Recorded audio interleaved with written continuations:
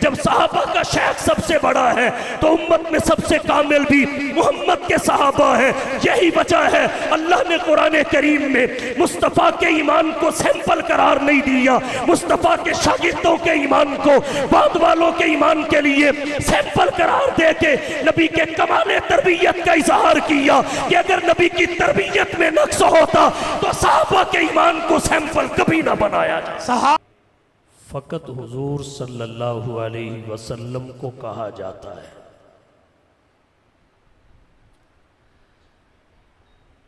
जनाब नबी करीम सल्लल्लाहु अलैहि वसल्लम का जिक्र सदाबहार है। कोई घड़ी ऐसी नहीं है जब जिक्र मुस्तफ़ा का तसलसल टूटता हो, इनक़िता होता हो, रुक और थम जाता हो। जब से ये इंसानी कायनात वजूद में आई उस वक्त से लेकर आज तक हबीब खुदा का जिक्र मुसलसल हो रहा है। यहाँ नहीं तो वहाँ, इसकी ज़ुबान पर नहीं तो उसकी ज़ुबान पर, नज़्म में नहीं तो नसर में, अलगर्ज़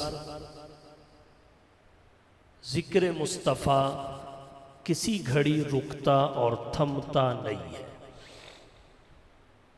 और इसकी एक बड़ी वजह यह है, अल्लाह ने आपके ज़िक्र को अपने ज़िक्र के साथ मिला लिया। अपने ज़िक्र को नबी के ज़िक्र से, नबी के ज़िक्र को अपने ज़िक्र से अल्लाह ने मिला लिया। कंजुल उम्माल में रिवायत आती है, जब अल्लाह ने कुरान करीम में फरमाया वरफ़ाना लका ज़िक्रक, ए हबीब खुदा हमने आपके ज़िक्र को आपके लिए बुलंद कर दिया, ऊंचा कर दिया। नुज़ूल आयत के बाद जिब्रील हुजूर की खिदमत में आए। हबीब आपको मालूम है कि अल्लाह ने आपका जिक्र कैसे बुलंद किया? हुजूर सल्लल्लाहु अलैहि वसल्लम ने फरमाया अल्लाहु आलम, अल्लाह ही बेहतर जानते हैं। तो जिब्रील कहने लगे अल्लाह फरमाते हैं मैंने आपके ज़िक्र को इस तरह बुलंद किया कि आपके ज़िक्र को अपने ज़िक्र के साथ मिला दिया। इस मिलाप का नतीजा ये है ला उज़कर इल्ला ज़ुकिरता माई, तब तक मेरा ज़िक्र नहीं किया जाएगा जब तक साथ आपका ज़िक्र भी नहीं कर लिया जाएगा।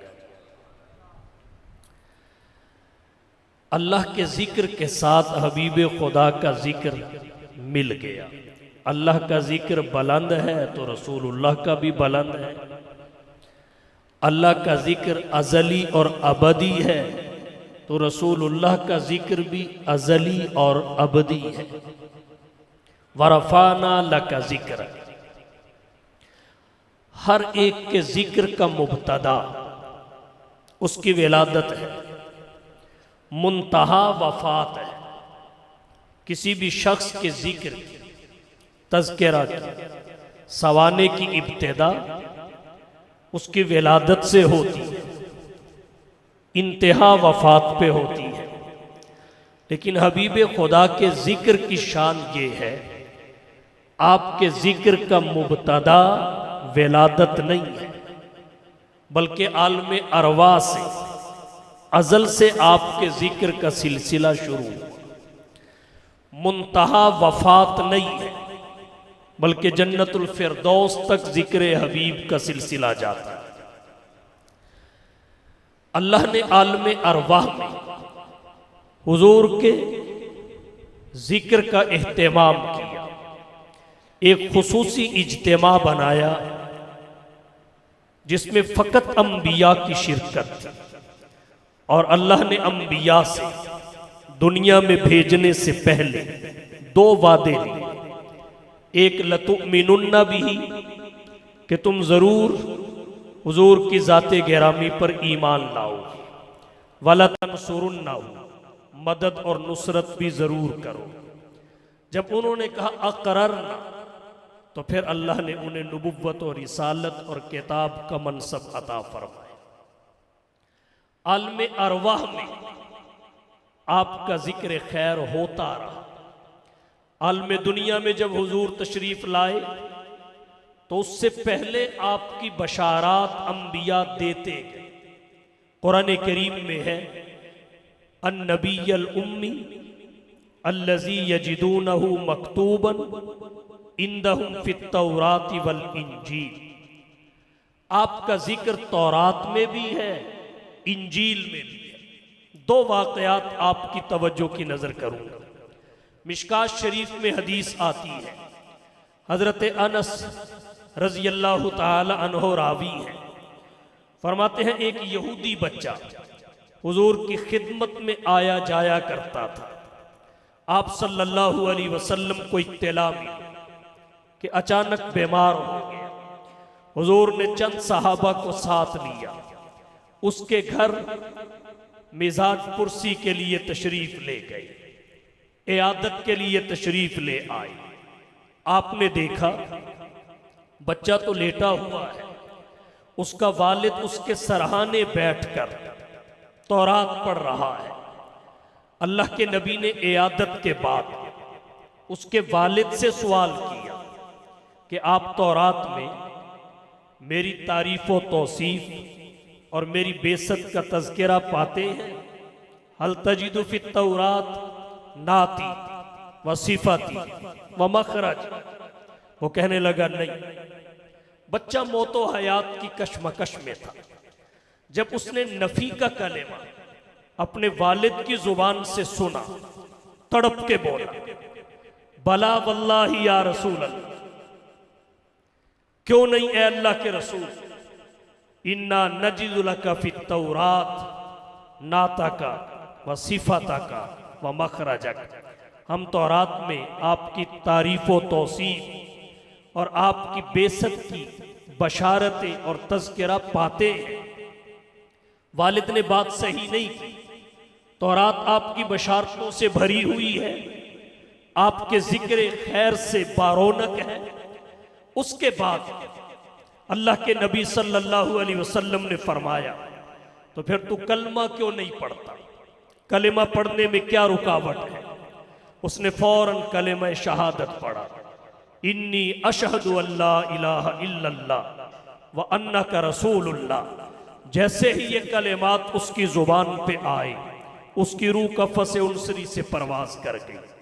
अल्लाह के रसूल सल्लल्लाहु अलैहि वसल्लम ने सहाबा से फरमाया, इसके वालिद को इसके सरहाने से उठा दो। अब वालिद का इसके साथ, इसका वालिद के साथ कोई ताल्लुक नहीं है। इसका वालिद कुफ्र पर है और इसकी वफात इस्लाम पर हुई है। इसकी तजहीज़ व तकफीन का इंतज़ाम तुम खुद करो, इसलिए कि ये कलमा पढ़ के फौत हुआ। तो हबीबे खुदा का जिक्र पहली किताबों में भी है, अंबिया की बशारात में भी है। एक वाक़या और जिक्र करता हूँ। अबुल फ़िदा हाफिज इमादुद्दीन इब्ने कसीर रहीमहुल्लाह ने तफसीर इब्ने कसीर में अल-बिदाया व निहाया मौलाना इदरीस कांदलवी रहीमहुल्लाह ने सीरतुल मुस्तफ़ा में लिखा कि यमन का एक बादशाह जिसका नाम तुब्बा था, 400 यहूदी उलमा के साथ, तौरात के उलमा के साथ सफर पे निकला। दौरान सफर यसरब से गुजर हुआ। ये मदीना मुनव्वरा का पहला नाम है। जब यसरब पहुंचे तो यहूदी उलमा हाथ बांध के खड़े हो गए, कहने लगे हमें यहां रहने की इजाजत दे दीजिए, हम यहां से टलने को तैयार नहीं है, यहीं रहने दीजिए। बादशाह हैरान, आए मेरे साथ हो और अब यहां रहने की बात कर रहे हो, क्या मैं अकेला वापस जाऊंगा? वो कहने लगे कुछ भी कीजिए, लेकिन हम यहां से जाने को तैयार नहीं हैं। बादशाह ने पूछा वजह क्या है? कहने लगे वजह यह है, जैसे ही इस सरजमीन पे हमने कदम रखा, यहाँ के नकलस्तानों को देखा, तो हमारे सामने तौरात के औराक खुल गए, अंबिया के सहाइफ हमारे सामने आ गए। अंबिया के सहाइफ साबिका आसमानी किताबों में नबी आखिर उस जमान के दारुल हिजरत की जितनी निशानियां बताई गई हैं वो सारी इस जगह पे नजर आ रही। हम चाहते हैं हम यही रहे। अगर वो नबी आखिर उस जमान हमारी जिंदगी में हिजरत करके यहां आ गया तो हम उसके दीदार से अपनी आंखों को ठंडा करेंगे, और अगर हमारे होते हुए ना आया तो हमें उसके इंतजार करने वालों में तो लिखा जाएगा। हमारी औलादें तो इंतजार के बाद दीदार से मुशर्रफ हो सकेंगी। बादशाह भी पढ़ा लिखा था, बात समझ में आई, कहा ठीक है यहां रहने की इजाजत है। उसके बाद उसने कहा रहोगे कैसे? 400 उलमा थे, सबके लिए उसने मकानात तामीर किए। जब मकान तामीर हो गए तो फिर जाते हुए कहने लगा ये तो नाइंसाफी की बात है, तुम्हें मकान बना के दूं और उस नबी के लिए कुछ ना करके जाऊं। फिर उसने एक 2 मंजिला महल तामीर किया। उन उलमा में जिनकी शादियां नहीं हुई थी उनके निकाह करवाए, महल तामीर हुआ। जब जाने लगा तो फिर उसने एक खत लिखा कि ये खत और ये उस मकान की चाबी, ये 2 सबसे बड़े आलिम के हवाले करके कहा ये मैं अमानतन आपको दे रहा हूं। अगर आपके होते हुए नबी आखिर उस जमान आ जाए तो ये नबी आखिर उस जमान के दामन में रख देना। अगर तेरे होते हुए ना आए तो इसी वसीयत के साथ अपनी औलाद को दे देना, वो आगे अपनी औलाद को दे दे, वो आगे अपनी औलाद को दे दे, और नस्लम बादा नस्लिन मुंतकिल होते हुए ये मकान की चाबी और ये मेरा मोहब्बत नामा उस पैगंबर तक पहुंच जाए। ये हुजूर की आमद से 1000 साल पहले की बात है, जब हुजूर मक्का की धरती पे पैदा हुए और आपने मक्का से मदीना हिजरत फरमाई। ऐलाने नबुव्वत के बाद 13 साल गुजरने पर जब आप मक्का से मदीना गए, लोग कहते हैं हुजूर अबू अय्यूब अंसारी के मकान में ठहरे, जबकि हकीकत ये है हुजूर अपने मकान में ठहरे। अबू अय्यूब अंसारी कौन थे? वो उस यहूदी आलिम की नस्ल से थे जिसको शाह तुब्बा ने मकान की चाबियां सुपुर्द की थी, अपना खत उसके हवाले किया था कि ये उस नबी तक पहुंचाना तुम्हारी और तुम्हारी नस्लों की जिम्मेदारी है। जब हुजूर सल्लल्लाहु अलैहि वसल्लम जाके बैठे, वो खत हजरत अबू अय्यूब अंसारी ने आपके दामन में रख दिया। उस पे लिखा क्या हुआ था? शहीदतु अला अहमदा अन्नहु रसूलुम मिनल्लाहि बारिन नसमी फलौ मद्दा उमरी इला उमरिही लकुन्तु वज़ीरन लहू वब्न अम्मी वजाहतु बिस्सैफि आदाअहू वफर्रजतु अन सदरिही कुल्ल गम्मी। शाह तुब्बा 1000 साल पहले उस पे लिख के गया शहीदतु अला अहमदा अन्नहु रसूलुम मिनल्लाहि बारिन नसमी। मैं आप सल्लल्लाहु अलैहि वसल्लम के बारे में, अहमद मुरसल के बारे में इस बात की शहादत देता हूँ कि वो अल्लाह के मोहतरम और बरगुज़ीदा रसूल होंगे।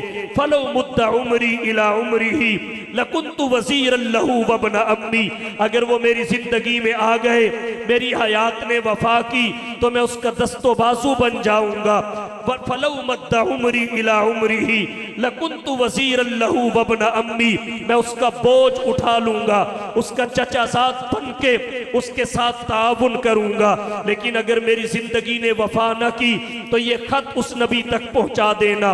मेरे होते हुए आया तो जाहतु बिस्सैफि आदाअहू, मैं तलवार उठाकर उसके दुश्मनों से लड़ूंगा। वफर्रजतु अन सदरिही कुल्ल गम्मी, और उसके सीने के सारे गम हल्के कर दूंगा।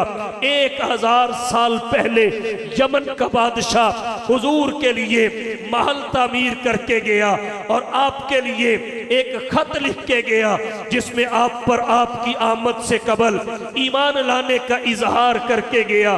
तो ये है आपके जिक्र की शान के आलम अरवाह में अल्लाह ने आपके तज़किरा का एहतमाम किया। फिर अंबिया की बशारात आपकी ज़ाते गिरामी के बारे में आसमानी किताबों में आई और फिर रसूलुल्लाह सल्लल्लाहु अलैहि वसल्लम जब तशरीफ लाए तो अल्लाह ने आपकी तसल्ली के लिए फरमाया वरफाना लका ज़िक्रक, ए हबीब दुनिया बाद में बनी है, हमने आपका जिक्र पहले बुलंद कर दिया। कुरान करीम की इस आयत से हबीबे खुदा के जिक्र की दो खुसूसियात समझ में आई। नंबर एक, नबी का जिक्र बुलंद है और आज से नहीं अज़ल से है। वरफाना और फिर बुलंद करने वाली अल्लाह की जात है। इससे ये बात समझ में आती है कि ये पस्त कभी ना होगा, क्योंकि जिसे अल्लाह बुलंद करे उसे सारी दुनिया मिलके भी पस्त नहीं कर सकती। आपका जिक्र अल्लाह ने बुलंद किया।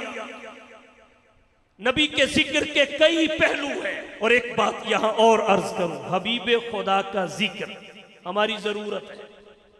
हबीबे खुदा का जिक्र हमारी जरूरत है।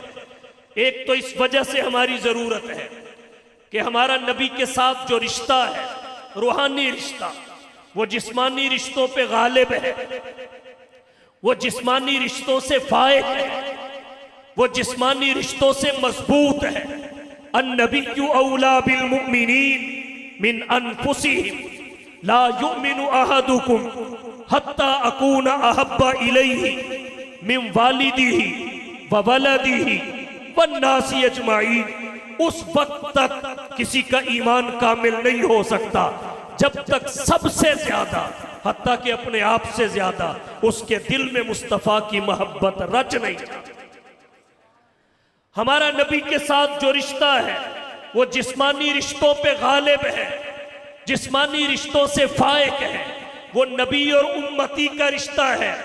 इस रूहानी रिश्ते की वजह से सहाबा ने जिस्मानी रिश्तों को कुर्बान किया है, लेकिन इस रिश्ते के बाद इस रिश्ते में कमजोरी नहीं आने दी गई। जैसे जिस्मानी और दुनिया के रिश्ते मजबूती के लिए आपस में मेल जोल का तकाजा करते हैं, पुरसश अहवाल का तकाजा करते हैं, खबरगिरी का तकाजा करते हैं, ऐसे ही नबी के साथ जो हमारा रिश्ता है इसकी मजबूती के लिए भी इस बात की जरूरत है कि मुस्तफा की सीरत का तज़किरा होता है,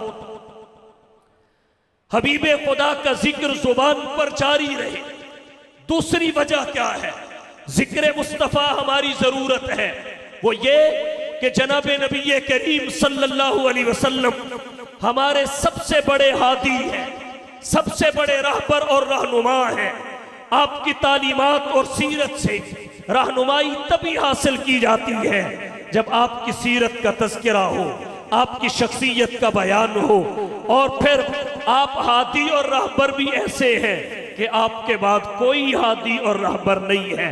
आप लास्ट ऑप्शन है हिदायत का पूरी इंसानियत के लिए। अगर किसी मस्जिद में ईद की नमाज 6 बजे हो तो हम इसलिए सुस्ती कर जाते हैं कि अगली मस्जिद में 7 बजे है, वहां पढ़ लेंगे। 7 बजे वाली मस्जिद में नमाज पढ़ने से इसलिए ताखीर कर लेते हैं कि अगली मस्जिद में 8 बजे है, चलो उसमें पढ़ लेंगे। लेकिन जब पता चल जाए 8 बजे के बाद किसी मस्जिद में ईद की नमाज नहीं होगी, फिर कुछ भी हो उसमें शिरकत को यकीनी बनाया जाता है, इसलिए कि वो नमाज ईद का लास्ट ऑप्शन होता है। बिल्कुल इसी तरह हुजूर की ज़ाते गिरामी हिदायत का आखिरी ऑप्शन है, आखिरी और वाहिद हिदायत का जरिया हुजूर की ज़ाते गिरामी है, आप पे उतरने वाली किताब और वही है। इसलिए जब आपके बाद किसी नबी ने आना नहीं, पैगंबर कोई बनना नहीं, पैदा होना नहीं, तो अब हुजूर ही की सीरत से हमने रहनुमाई लेनी है। और ये रहनुमाई तब मुमकिन है जब हबीबे खुदा का जिक्र किया जाए, आपका तज़किरा किया जाए। आपके तज़किरा की वजह से, आपकी सीरत और किरदार से रहनुमाई लेना आसान हो जाता। हबीबे खुदा का जिक्र जरूरी क्यों है? तीसरी वजह इसकी ये है कि हुजूर हमारे महबूब हैं और हम आपके मुहिब हैं। और मन अहब्ब शैयन अक्सर मिन जिक्री, जो जिससे मोहब्बत करता है उसका जिक्र भी ज्यादा करता है। तो हमारा नबी के साथ जो मोहब्बत का रिश्ता है उसका तकाजा भी ये है कि हम अपने नबी का जिक्र करते रहे। अब नबी का जिक्र कहाँ से करें? कुरान करीम की एक आयत मैंने पढ़ी, अल्लाह फरमाते हैं लक़द मन्नल्लाहु अलल मुमिनीन इज़ बाअसा फ़ीहिम रसूला मिन अनफुसिहिम यतलू अलैहिम आयातिही व युज़क्कीहिम व युअल्लिमुहुमुल किताब वल हिकमा व इन कानू मिन क़ब्लु लफ़ी ज़लालिम मुबीन। अल्लाह फरमाते हैं लक़द मन्नल्लाहु अलल मुमिनीन इज़ बाअसा फ़ीहिम रसूला, अल्लाह ने हुजूर की ज़ाते गिरामी को भेजकर अहले ईमान पर एहसान अजीम फरमाया है। अल्लाह ने नबी की ज़ाते गिरामी की बेइज्जत को एहसान करार दिया। साहिब तफसीर कश्फुर रहमान ने लिखा, जिसे अल्लाह अपना एहसान कहे उसकी बुलंदी में क्या शक हो सकता है, उसकी असमत में क्या शक हो सकता है। अल्लाह ने हुजूर की बेइज्जत को अपना एहसान करार दिया। यहाँ एक नुक्ता अर्ज करना चाहूंगा, अल्लाह ने रसूल बहुत सारे भेजे, किसी को भेजकर इस तरह एहसान का जिक्र नहीं किया जिस तरह हुजूर को भेजकर किया। इसकी वजह क्या है? इसकी वजह यह है बाकी अंबिया के आने से कसरे नबुव्वत की तामीर हुई और आपके तशरीफ लाने से तकमील हो गई। आपके तशरीफ लाने से तकमील हुई और अल्लाह ने एहसान उस नबी की बेइज्जत को फरमाया जिसके आने से कसरे नबुव्वत की तकमील हुई। फरमाया इस बाअसा फ़ीहिम रसूला, अल्लाह ने अहले ईमान पर कब एहसान फरमाया? जब उनमें एक रसूल भेजा। यहाँ एक नुक्ता उठाना चाहूंगा, रसूल तो 313 है, एक रसूल भेजने का क्या मतलब? इसके दो मतलब जिक्र करना चाहूंगा। एक ये 312 रसूल बनी इस्माइल में नहीं आए या बनी इसराइल में आए या उससे पहले के लोगों में आए। बनी इस्माइल में एक ही रसूल आया और उसे मोहम्मद मुस्तफ़ा कहते हैं। यहाँ अल्लाह ने उसी एक का जिक्र किया है। और दूसरा मतलब इसका ये है, रसूल तो गो 313 है, लेकिन जो शान अल्लाह ने आपको अता फरमाई वो किसी को अता नहीं फरमाई। आप अपनी शान के अकेले हैं, आपकी मिसाल कोई नहीं, आपकी नजीर कोई नहीं। मिसाल भी आप खुद हैं, मुमस्सल लहू भी आप खुद हैं। एक नबी, एक रसूल ऐसा है जो अपनी शान का अकेला है। इसलिए फरमाया इस बाअसा फ़ीहिम रसूला, जब उनमें एक रसूल भेजा। अब आइए हुजूर की शान को देखिए। आपकी शान क्या है? आपकी शान ये है, आप वजूद के लिहाज से मुकद्दम है। फरमाया अव्वलु मा खलक़ल्लाहु रूही, अल्लाह ने सबसे पहले मेरी रूह को पैदा फरमाया। ज़हूर के एतबार से मुअख्खर है, सबसे आखिर में दुनिया में तशरीफ लाए। फरमाया अना खातमुन नबिय्यीन ला नबिय्य बादी, वजूद में पहले होना अफजलियत की अलामत है, ज़हूर में आखिरी होना अफजलियत की अलामत है। अल्लाह ने मुस्तफ़ा को वजूद में मुकद्दम फरमाया, ज़हूर में मुअख्खर फरमाया और दोनों अफजलियत मुस्तफ़ा के कदमों में डाल। आप हुसूले नबुव्वत में अव्वल है। बानिए दारुल उलूम देवबंद, हुज्जतुल इस्लाम वल मुस्लिमीन, कासिमुल उलूम वल खैरात, मंबे फयूज़ व बरक़ात, साहिब आबे हयात हजरत मौलाना मोहम्मद कासिम ननोतवी रहमतुल्लाह अलैह फरमाते हैं, तहज़ीरुन नास में है कि हुजूर की नबुव्वत का फैज़ ज़ाती है, बाकी अंबिया की नबुव्वतें आपकी नबुव्वत के तोफैल हैं। इसलिए जो ज़ाती नबुव्वत होती है तरतीब में मुकद्दम होती है। आप हुसूले नबुव्वत में अव्वल हैं। फिर और कहना चाहूँगा, ऐसी शान और अज़मत बाकी अंबिया की नबुव्वत भी महदूद है, आपकी नबुव्वत गैर महदूद है। आप कहेंगे कैसे? हर नबी की नबुव्वत ज़माने के एतबार से भी महदूद, इलाके के एतबार से भी महदूद, अफराद के एतबार से भी गैर महदूद। हर नबी की नबुव्वत ज़माने के एतबार से महदूद है। यही वजह है एक नबी के बाद दूसरा नबी आता था, क्योंकि किसी नबी की नबुव्वत तमाम जमानों पर मुहीत और मुश्तमिल नहीं थी, इलाके के एतबार से भी महदूद। यही वजह है हुजूर की आमद से पहले एक वक्त में रूए जमीन पर दर्जनों नहीं सैकड़ों अंबिया होते थे, और फिर अफराद के एतबार से भी महदूद। अल्लाह ने कुरान करीम में इस हकीकत का जिक्र किया, इला मदियना अखाहुम शुआइबा, हजरत शुएब अहले मदियन के नबी, इला समूदा अखाहुम सालेहा, हजरत साले कौम समूद के नबी, व इला आदिन अखाहुम हूदा, हजरत हूद कौम आद के नबी, लक़द अरसलना नूहन इला कौमिही, हजरत नूह अपनी कौम के नबी।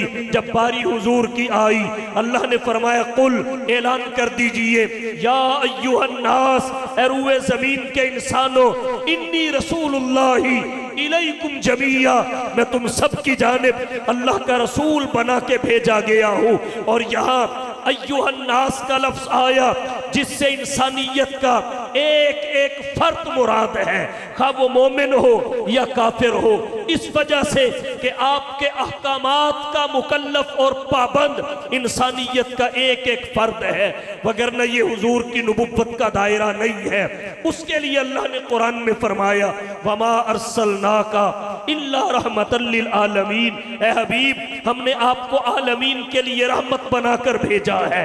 नबुव्वत भी रहमत से मुराद होती है, हमने आपको आलमीन का नबी बना के भेजा है। ये आपकी असमत है कि आप फकत इंसानात के नबी नहीं हैं, जिन्नात के नबी हैं, हैवानात के नबी हैं, जमादात के नबी हैं, हशरात के नबी हैं, जमीनो जमा के नबी हैं, कोनो मका के नबी हैं, बर्रो बहर के नबी हैं, शम्सो कमर के नबी हैं, लोहो कलम के नबी हैं, शजरो हजर के नबी हैं, खुश्को तर के नबी हैं, शामो सहर के नबी हैं, सूरज की हरारत के नबी हैं, चांद की बुरूदत के नबी हैं, सितारों की कहकशाओं के नबी हैं, गुलिस्तानों के सब्जों के नबी हैं, समंदरों की ज्वलानियों के नबी हैं, दरियाओं की रवानियों के नबी हैं। और कहना चाहूंगा, बाकी फकत नबी हैं, आप नबियों के भी नबी हैं, बाकी फकत रसूल हैं, आप रसूलों के भी रसूल हैं, बाकी फकत पैगंबर हैं, आप पैगंबरों के भी पैगंबर हैं, बाकियों की नबुव्वत महदूद है, आपकी नबुव्वत गैर महदूद है, बाकियों की फकत नबुव्वत है, आपकी खत्मे नबुव्वत भी है, बाकियों की उम्मत है, आपकी खैरुल उम्मत है, मुरसलीन के पास अल्लाह की किताब है, आपके पास अल्लाह का कलाम है, अंबिया का कलमा उम्मतों ने पढ़ा है, आपका कलमा नबुव्वतों ने पढ़ा है, अंबिया ने इमामत उम्मतों की कराई है, इमामुल अंबिया ने इमामत नबुव्वतों की कराई है, अंबिया के पास फकत शफात का एहसास है, खातमुल अंबिया के पास शफात कुबरा उस्मा का ताज है, अंबिया का मेराज इम्तिहान की सूरत में है, खातमुल अंबिया का मेराज इनाम की सूरत में है। और कहना चाहूंगा, अंबिया का मेराज फर्शे ज़मी पे है, मुस्तफा का मेराज भी अर्शे बरी।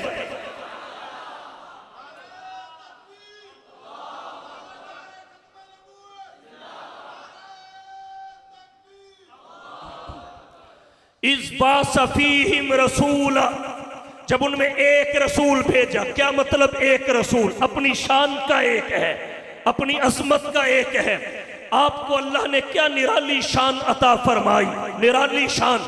जितने नबी आए सबकी आमद पहले, तारुफ बाद में, और जब आपकी बारी आई, आप ही नहीं आपके साथियों का भी तारुफ पहले और आमद बाद में। तौरात अगरचे मुहर्रफ है, इंजील अगरचे मुबद्दल है, आज भी आप बाइबल उठा लीजिए, तारीफात के बावजूद अगर उसमें जिक्र मुस्तफ़ा को मिटाया नहीं जा सका, उससे जिक्र मुस्तफ़ा को ख़त्म नहीं किया जा सका, तो जिक्र सहाबे मुस्तफ़ा को भी उससे निकाला नहीं जा सका। तारीफात के बावजूद आज भी बाइबल में अगर मुस्तफ़ा की तारीफ है तो सहाबे मुस्तफ़ा की भी है। साबिक आसमानी किताबों के उलमा ने हजरत उमर जब बैतुल मुकद्दस को फतह करने के लिए गए थे तो कपड़ों के पैबंद गिन के पहचाना था कि 17 पैबंद हमारी किताब में बैतुल मुकद्दस के फातह के जिक्र किए गए, ये तो 16 है, इसलिए चाबियां हम नहीं देते। हजरत उमर का बाजू बुलंद हुआ, एक पैबंद बगल के नीचे था, जब 17वां पैबंद सामने आया तो बैतुल मुकद्दस की चाबियां उमर के दामन में डाल। अल्लाह के नबी की क्या शान, क्या अज़मत। इस बासफीहिम रसूला, जब उनमें एक रसूल भेजा, मतलब अपनी शान का एक, हर एक की आमद पहले तारुफ बाद में, और वो भी खुद कराया। किसी ने कहा इन्नी अब्दुल्लाह, पिंगूड़े, इन्नी अब्दुल्लाह आतानी अल किताब वजालनी नबिया वजालनी मुबारकन ऐनमा कुन्तु व औसानी बिस्सलाती व ज़काती मा दुम्तु हय्या। और किसी ने कौम में खड़े होके कहा पता नहीं, इन्नी लकुम रसूलुन अमीन, इन्नी लकुम रसूलुन अमीन, और आप अभी आए नहीं, कायनात इंतजार में बैठी हुई थी। यहूदी उलमा मोहरे नबुव्वत को देखने के लिए अब्दुल्ला के घर के चक्कर लगा रहे थे। तारुफ पहले हो चुका था, सब बिन मांगे आए, नबी की हैसियत से किसी को नहीं मांगा गया, फकत मुस्तफा को मांगा गया। और फिर सबकी आमद का इंतजार फकत उनके घर वालों को था, मुस्तफा की आमद का इंतजार सारी कायनात। हुजूर ने जब इस दुनिया में कदम रखा, आप जलवा फरोज हो, शान तो देखिए, शान देखिए। इमाम ज़रकानी कहते हैं, हजरत आमिना कहती हैं, जब हुजूर का नूरे नबुव्वत अब्दुल्ला की सुल्ब से मेरे रहम में मुंतकिल हुआ तो 6 महीने तक मुझे इस इंतकाल का एहसास नहीं हुआ। 6 महीने के बाद एहसास की कैफियत इतनी बुलंद हुई, हजरत आमिना कहती हैं, मैं कदम पत्थर पे रखती थी, महसूस यूं होता था रेशम पे चल रही। कदम पत्थर पे रखती थी और महसूस यूं करती थी रेशम पे चल रही। अगर पानी भरने के लिए कुएं की मंडेर पे खड़ी होती, तय में उतरा हुआ पानी मेरे खड़े होते ही उछलता, उभर कर किनारों को चूमने लग जाता था। मैं पहाड़ों के पास से गुजरती थी, पत्थर सलाम कहते थे। दरख्तों के झुरमटों के करीब से गुजरती थी, दरख्तों के पत्ते, टहनियां और शाखें भी मुझे सलामियां दिया करते थे। सहने चमन को अपनी बहारों पे नाज था, सहने चमन को अपनी बहारों पे नाज था। वो आ गए तो सब बहारों पे छा गए, तारों को कहो अब कूच करे, खुर्शीद मुनव्वर आते हैं। कौमों के पैगंबर आ तो चुके, अब सबके पैगंबर आते हैं। ताजीम को झुक झुक पढ़ते हैं, रस्ते में जो पौधे आते हैं खुल खुल के गवाही देते हैं, मुट्ठी में जो कंकर आते हैं। क्या कहिए, हुजूर जिस शान से धरती में आए वो शान और किसी को नहीं मिली।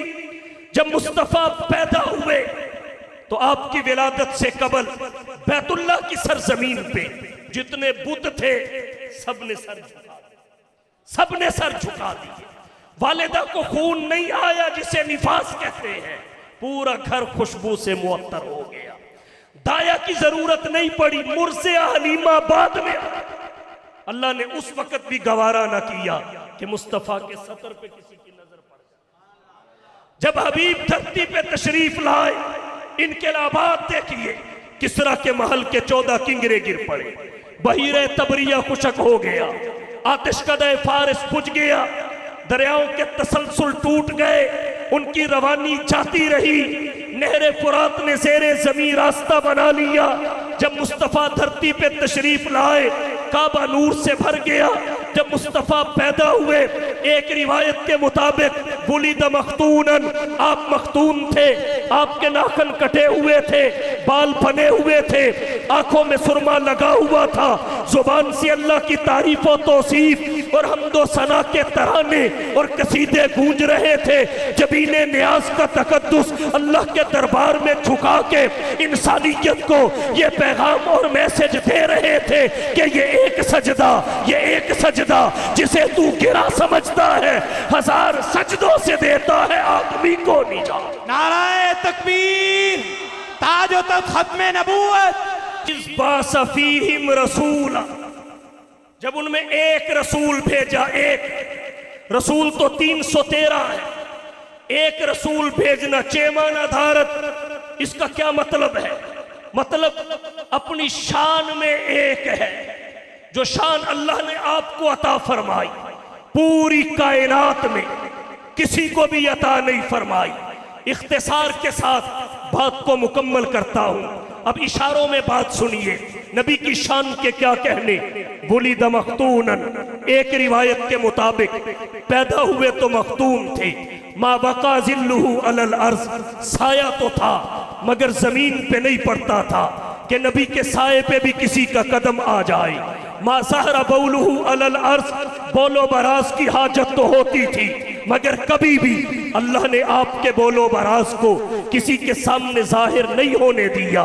लम यजलिसी ज़ुबाबु अलैहि कत्तु, आपके जिस्म अनवर पे मक्खी भी कभी ना बैठी। एक बात की वजाहत करना चाहूंगा, ये नहीं कि गंदी मक्खी नहीं बैठी, सही मक्खी भी नहीं बैठी, पाक मक्खी भी नहीं बैठी। क्यों? इसलिए कि बदने नबुव्वत के शायान शान नहीं थी।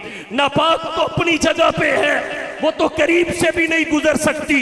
लम यजलिसी ज़ुबाबु अलैहि कत्तु, ज़ुबाब का लफ्ज मुतलक है, कोई भी मक्खी नबी के जिस्म अनवर पे नहीं बैठी, इसलिए कि बदने नबुव्वत के शायान शान नहीं थी, बदने नबुव्वत के लायक और मुनासिब नहीं थी। मक्खी नापाक ना भी हो, अगर नबी के बदन के लायक और मुनासिब नहीं तो उसने कभी भी नबी के बदन को नहीं छुआ। तो कैसे मान लिया जाए जो बीवियां नबी के बिस्तर पे आई वो पाक ना हो? जो नबी को अल्लाह ने हरम दिए उनकी तहारत पे कोई शक हो? अगर नबी के बदन पे मक्खी नहीं बैठ सकती, पाक हो के भी नहीं बैठ सकती, तो कोई भी औरत मोहम्मद के बिस्तर पे नापाक हो के कभी नहीं सो सकती। ज़ाते मुस्तफा लम यजलिसी ज़ुबाबु अलैहि कत्तु, आपके जिस्म अनवर पे मक्खी भी कभी ना बैठी। लम यतसाअब कत्तु, जमाई भी कभी ना आई। वलम यहतलिम कत्तु, सोते हुए आपके कपड़े भी नापाक कभी ना हुए। लम यहरब दाब्बतुन रकीबहा कत्तु, जिस सवारी पे आपने कदम रख दिए वो नाफरमान कभी ना हुई, हमेशा के लिए मुती और फर्मा बरदार बन गई। काना इज़ा जलस बैन कौमिन कतिफाहु आला मिनहु, जब आप किसी मजलिस में बैठे तो कोई कितना ही दराज कद क्यों ना हो, वह मुस्तफ़ा से छोटा आप सबसे लंबे नजर आए। हालांकि नबी का कद ज्यादा लंबा नहीं था। सहाबा मुस्तफ़ा का हुलिया बयान करते हुए एक बात ये कहते हैं, कानन नबी सल्लल्लाहु अलैहि वसल्लम वस्तल जिस्म, नबी की जसामत दरमियानी थी। लैसा बित्तवील, आप घने लंबे नहीं थे, वला बिल कसीर, घने छोटे भी नहीं थे, दरमियानी जसामत थी।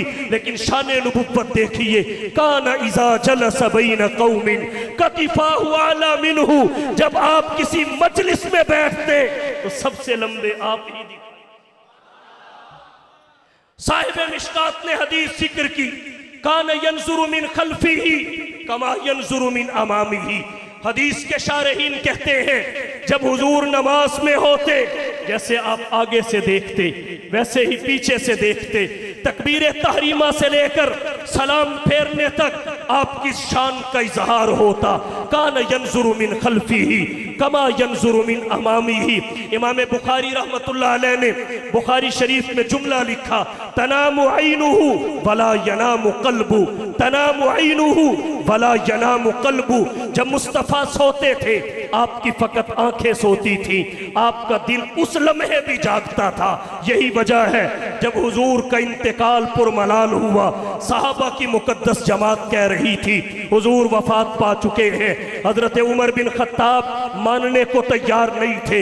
इस इख्तिलाफ की वजह क्या थी? मुहक्किक उलमा फरमाते हैं इस इख्तिलाफ की वजह यह थी कि सहाबा की नजरें मुस्तफ़ा की आंखों पे थी और आंखें सो जाती थी, और हजरत उमर की नजर मुस्तफ़ा के दिल पे थी और दिले मुस्तफ़ा बेदार रहता। तनामु ऐनुहु वला यनामु कल्बु। क्या कहिए, अल्लाह के नबी की आमद अल्लाह का एहसान, एहसान अजीम। इस बासफीहिम रसूला, जब अल्लाह ने अहले ईमान में एक रसूल भेजा, कैसा शान वाला, अपने तो असमत के कायल हैं ही हैं, समझदार बेगाने भी, समझदार गैर मुस्लिम भी। शेखुल इस्लाम वल मुस्लिमीन अल्लामा शब्बीर अहमद साहिब उस्मानी रहिमहुल्लाह फरमाते हैं कोई भी समझदार इंसान नबी की ताजीम से पीछे नहीं हट सकता, खा मोमिन हो या काफिर हो। ईमान शर्त नहीं है ताजीम नबुव्वत के लिए, अकल, फहम, तदब्बुर, बसीरत, समझदार होना शर्त है। बड़े बड़े काफिरों ने काफिर हो के मुस्तफ़ा की ताजीम और एहतराम किया है। अगर इस पे हवाले दिए जाएं तो बहुत सारे हैं। एक नसर का हवाला देना चाहूंगा। माइकल हार्ट एक ईसाई रहनुमा गुजरा है, उसने दी 100 किताब लिखी, 100 मुअस्सिर शख्सियात के अहवाल को जमा किया। सबसे पहले नंबर पर उसने जिस हस्ती का तज़किरा लेकर आया उसे मोहम्मद मुस्तफ़ा कहते हैं। अगर नसर के बाद आप नज़्म को देखें तो एक हिंदू शायर गुजरा है दिल्लू राम कोसरी। अगरचे उसके शेर के हर मिसरा से हमें इत्तेफाक ना भी हो, लेकिन मुस्तफ़ा की अजमत का इजहार उसके कलाम से वाज़े होता है। दिल्लू राम कोसरी हुजूर के बारे में कहता है, शहनशाह आज़म मोहम्मद मोहम्मद, शहनशाह आज़म मोहम्मद मोहम्मद, रसूल दो आलम मोहम्मद मोहम्मद। ज़ुबां का यही है इशारा लबों पर, कहे मिल के बाहम मोहम्मद मोहम्मद। इलाही मेरे मुंह में जब तक ज़ुबां हो, ज़ुबां पर हो हर दम मोहम्मद मोहम्मद। अल्लाह गनी रौनक बाजार मोहम्मद, माबूद जहां भी है खरीदार मोहम्मद। सुनता हूं कि कहते हैं यही देखने वाले अल्लाह का दरबार है दरबार मोहम्मद। कुछ इश्क मोहम्मद में नहीं शर्त मुसलमान, कौसरी हिंदू भी है तलबगार इस बासफीहिम रसूला। जब अल्लाह ने उनमें एक रसूल भेजा, बात समेट रहा हूं, किस लिए भेजा, आने के मकासद क्या है? कुरान करीम में 9-10 मकासद अल्लाह ने वाज़े तौर पे जिक्र किए। इस आयत करीमा में आमद मुस्तफ़ा के 2 वाज़े मकासद का जिक्र है। यतलू अलैहिम आयातिही व युज़क्कीहिम व युअल्लिमुहुमुल किताब वल हिकमा। नंबर 1 तालीम किताब व सुन्नत, नंबर 2 तज़किया नफ्स, तस्फिया कल्ब, तहज़ीब बातिन। यूं कहिए अल्लाह के नबी 2 इल्म दुनिया में लेके आए, एक को इल्म शरीयत कहते हैं, दूसरे को इल्म तसव्वुफ व तरीकत कहते हैं। इल्म शरीयत ने ज़ाहिरी नजास्तों से बचने का तरीका बताया, इल्म तसव्वुफ व तरीकत ने बातनी नजास्तों से बचने का तरीका बताया। हुजूर इन 2 जिम्मेदारियों के साथ आए। आप तालीम किताब व सुन्नत के लिए आए, तज़किया नफ्स के लिए आए। एक बात आपसे पूछना चाहूंगा, जब हुजूर सरवरे कौनैन, साकी कौसर, शाफी महशर, हादी और रहबर, आमीना के लाल, महबूब रब्बे सुल जलाल, साहिबुल हुस्न वल कमाल, जनाब मोहम्मद मुस्तफ़ा अहमद मुज्तबा, हबीबे किबरिया, फखरुल अंबिया, सय्यदुल वरा, शम्सुज़्ज़ुहा, बदरुद्दुजा, रहबरो रहनुमा, ला युमकिनुस सना, मकीन गुंबद खजरा, बलगल ओला, कशफत-दुजा, राहतुल आशिकीन, शफीउल मुज़निबीन, खातमुन नबिय्यीन, रहमतुल लिल आलमीन। किताब सुन्नत की तालीम दे रहे थे तो लेने वाले कौन? अल्लाह। बुलंद आवाज से जब आप किताब व सुन्नत की तालीम दे रहे थे, लेने वाले कौन थे? जब आप नुफूस और कुलूब का तज़किया और तस्फिया फरमा रहे थे तो वो कुलूब किन के थे? सहाबा के। तो ये बात समझ में आ गई, सहाबा जैसा उस्ताद पूरी कायनात में किसी का नहीं, सहाबा जैसा मुरब्बी और शेख भी पूरी कायनात में किसी का नहीं। तो जब सहाबा का उस्ताद सबसे बड़ा है तो उम्मत में सहाबा भी सबसे बड़े हैं। जब सहाबा का शेख सबसे बड़ा है तो उम्मत में सबसे कामिल भी मोहम्मद के सहाबा है। यही वजह है अल्लाह ने कुरान करीम में मुस्तफ़ा के ईमान को सैंपल करार नहीं दिया, मुस्तफ़ा के शागिर्दों के ईमान को बाद वालों के ईमान के लिए सैंपल करार दे के नबी के कमाले तरबियत का इजहार किया कि अगर नबी की तरबियत में नक्स होता तो सहाबा के ईमान को सैंपल कभी ना बनाया जाए। सहाबा का जो गुलाम है। एक बात और कहता हूं, आज जो भी आता है वो सहाबा किराम पे बक बक करना शुरू कर देता है, कहता हुम रिजाल व नहनु रिजाल, सहाबा भी बंदे हम भी बंदे। भाई ये बात तो बजा है, सहाबा भी बंदे हैं हम भी बंदे हैं, लेकिन बंदों बंदों में भी फर्क होता है, बंदों बंदों में भी फर्क होता है। और ये फर्क बंदों को समझ आता है, गंदों को नहीं आता। ये फर्क भी बंदों को समझ आता है, गंदों को समझ नहीं आता।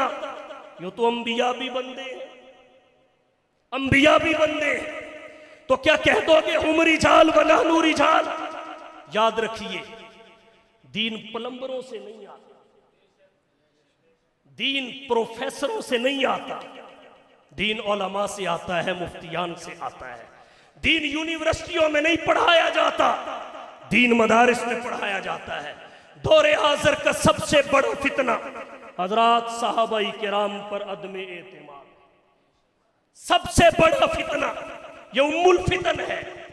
जो इस फितने में मुब्तला हो जाए वो किसी फितने से महफूज नहीं रह सकता। जिनसे सहाबा की जात छूटी उनसे सब कुछ छूट गया, जिनसे सहाबा की जात छूटी उनसे सब कुछ छूट गया, वो सहाबा के ईमान के कायल नहीं। और जिनसे सहाबा की हुज्जियत और बात छूटी, थोड़ा थोड़ा रह गया, 3 की जगह 1, 20 की जगह 8, थोड़ा थोड़ा कमी आती गई। अगर मुकम्मल दीन चाहिए तो सहाबा के दामन में रखा हुआ है, उनके सीनों में महफूज है, उनके कदमों में आना पड़ेगा। तवज्जो कीजिए, कह दूं सहाबाई किराम गो पूरी इंसानियत से अफजल तो नहीं है, मगर अंबिया के बाद सबसे अफजल वही है। वो अगरचे अंबिया की तरह मासूम तो नहीं है, मगर महफूज मगफूर इंदल्ला मकबूल ज़रूर है। उन पे कुरान अगरचे उतरा तो नहीं है, मगर वो कुरान के अव्वलीन मुखातब और मुहाफिज ज़रूर है। वो इस्लाम के अवामिर व नवाही के मूजिब तो नहीं है, मगर इस्लाम के अव्वलीन नाकिल और शारे ज़रूर है। वो उनके कब्ज़ा में अगरचे इंसानियत की हिदायत तो नहीं है, मगर पूरी इंसानियत के लिए ज़रिए हिदायत और नमूने अमल ज़रूर है। और कहना चाहूँगा वो रबूबियत और नबुव्वत के दरमियान वास्ता तो नहीं है, मगर नबुव्वत और उम्मत के दरमियान वास्ता ज़रूर है।